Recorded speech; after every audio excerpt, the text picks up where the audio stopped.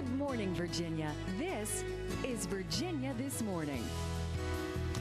Well, we certainly don't have a shortage of great food on Virginia This Morning, and today's special ingredient is crab. Crabologist Donald Manning is back with us to whip up 2 delicious variations for the seafood favorite. Welcome back, Chef. Good to be back. Yeah, nice to see you. What we're going to do today is a couple of my favorites. One, we call it crab lump Smithfield. It's crab sauteed with Smithfield ham to give it that salty characteristic. We used to do it on our menu at the Phillips restaurant. It was a favorite.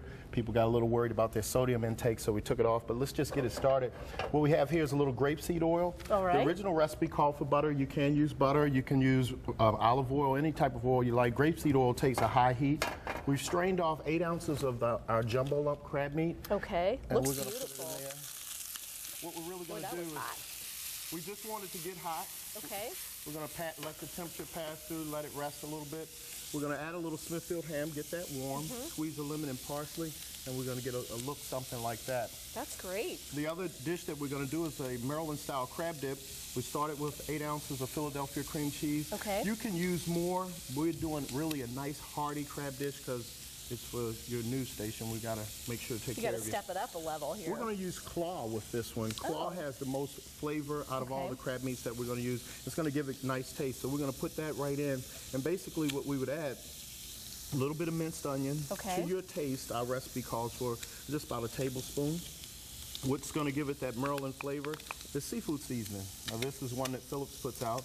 You can use Old Bay as well. And you're going to do that to taste as well. Now, if you get this little Got to keep your mind on your lump crab over there. Now we're going to add our little ham over there. Let those two say hello and get familiar.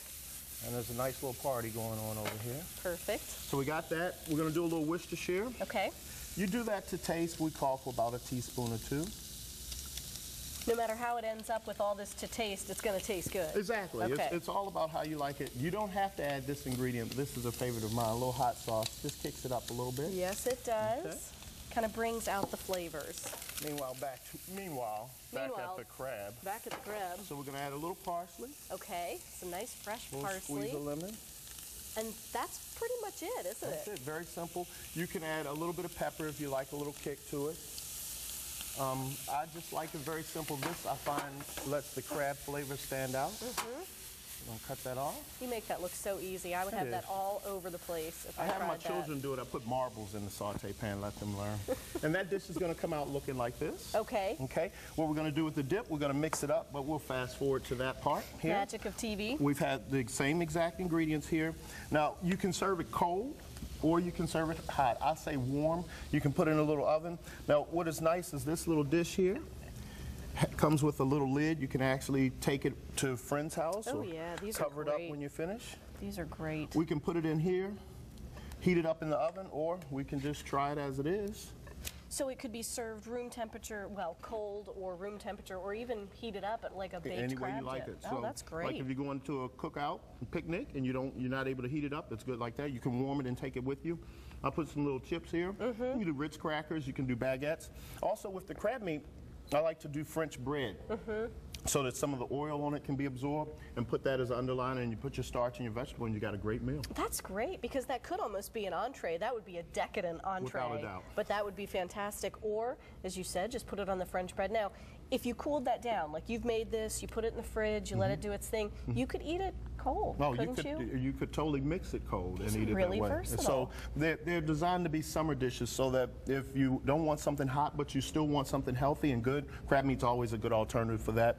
You can use any of these grades, claw, special, back fin, or jumbo. They all come in 8-ounce containers, and it makes it affordable. And when you have crab, for friends over for crab, they really, really tend to like you. Yeah, no kidding. I have a lot of friends these That's days. right, I was going to say. And I like how you snuck in and did the quality control. I was hoping no one noticed it, but I couldn't resist. I've got to do it too, but I have to talk a little bit. So maybe I better talk first, we'll and then I'll dip into it. Sounds good. Thank you, Crabologist. Pleasure being we here. appreciate Thanks for having me again. Well, she took Hollywood by storm with her hit movie, My Big Fat Greek Wedding. Her new movie, Larry Crown, opens this Friday, and it stars Academy Award winners Tom Hanks and Julia Roberts. A conversation with Nia Vardalos coming up next. But before we head to break, here's Mark Viette with a tip on a plant that's perfect for full sun, bright shade, in the garden, and some great dip, too. Thanks so much.